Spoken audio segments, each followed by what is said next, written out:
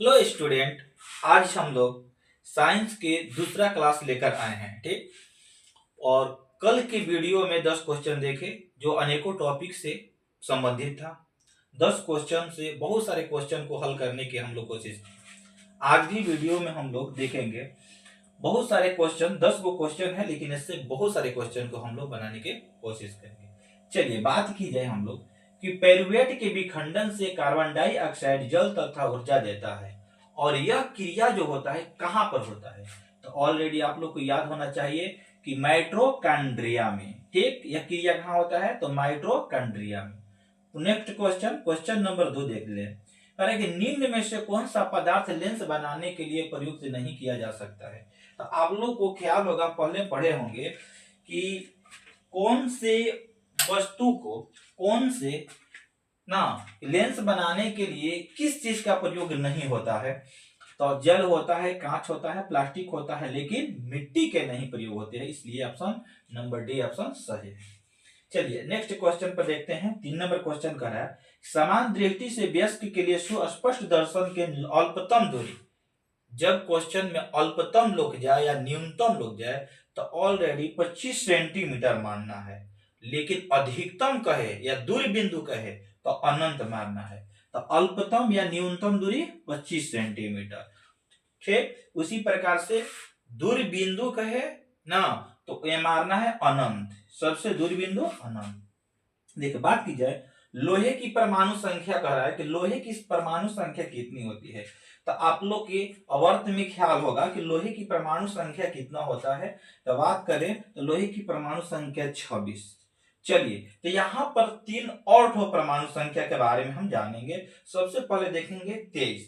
23 जो परमाणु संख्या है वेनेडियम के है। 23 परमाणु संख्या कितना का है तो वेनेडियम के, याद रखना है। वेनेडियम के परमाणु संख्या पूछ दी तो 23, लोहा के परमाणु संख्या 25। यही 25 किसका परमाणु संख्या है तो मैग्नीज के, मैग्नीज के परमाणु संख्या 25। और कुछ 24 क्रोमियम के परमाणु संख्या।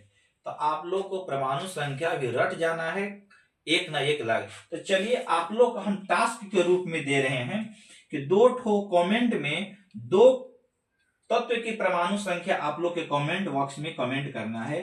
पहला चांदी, दूसरा सोना।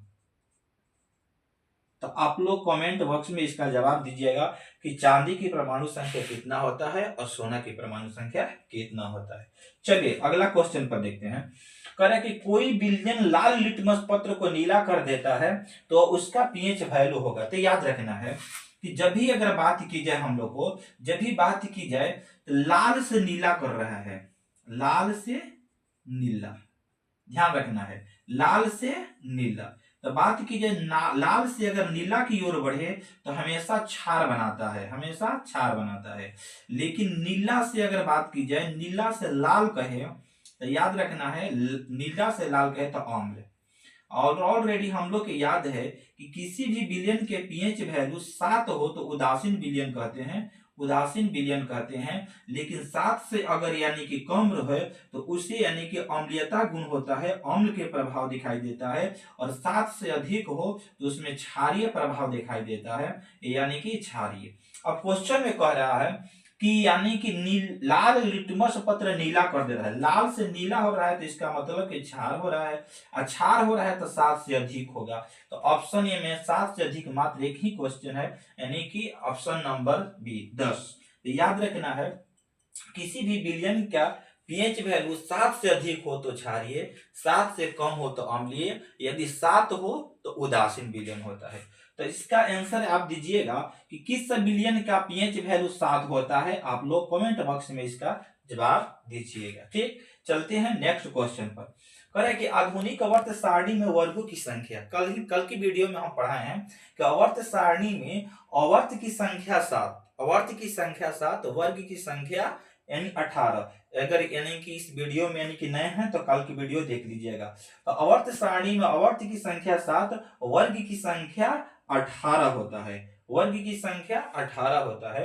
वहां पर यह भी बताया गया है कि अवर्त और वर्ग में कि अवर्त की यानी कि क्षैतिज पंक्तियां भी कहते हैं और वर्ग के ऊर्ध्वाधर पंक्तियां भी कहते हैं। चलिए आगे क्वेश्चन देखते हैं कह रहे हैं कि विद्युत धारा उत्पन्न करने वाली युक्ति को क्या कहते हैं? तो विद्युत धारा उत्पन्न करने वाली युक्ति को जनित्र कहते हैं। क्या कहते हैं? जनित्र कहते हैं।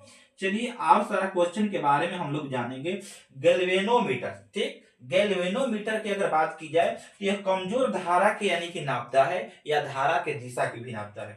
गैल्वेनोमीटर याद रखना है, कमजोर धारा को मापने वाला यंत्र गैल्वेनोमीटर है और यानी कि धारा के दिशा के भी यह नापता है। बात की जाए एमीटर की ना, तो एमीटर की अगर बात की जाए तो एमीटर ऑलरेडी आप लोग को ख्याल होगा, अमीटर भी विद्युत धारा का मापक है, अमीटर विद्युत धारा के मापक है। मोटर, तो मोटर एक ऐसी युक्ति है जो विद्युत से अगर बात की जाए यांत्रिक में परिवर्तन करता है, और मोटर में जो गोल गोल नाचता है उसे यानी कि हम लोग रोटर कहते हैं। क्या कहते हैं?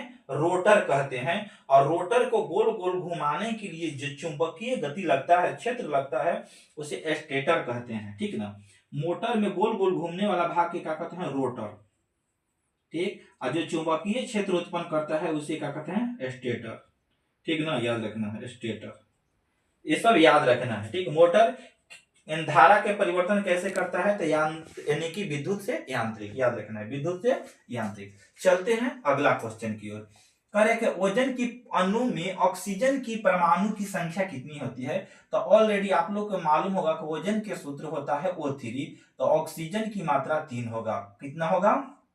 3। ऑक्सीजन, अगर ओजन की बात की जाए, ओजन की, तो ओजन यानी कि जो गैस है वो हल्के नीले रंग की, यानी कि हल्के नीले रंग की तीखी गंध होता है, वो हल्के नीले रंग की तीखी गंध होता है। जो अगर बात की जाए संताप मंडल में सूर्य से आने वाली परावैंगनिक किरण से हम लोग को रक्षा करने में मदद करता है और बचाता है, ठीक। अगला क्वेश्चन देखेंगे। मनुष्य के वृक्क एक तंत्र का भाग है जो संबंधित है, ठीक ना। तो मनुष्य के वृक्क की बात कर रहे हैं, यानी किडनी के बारे में, ठीक, इंग्लिश में किडनी कहेंगे।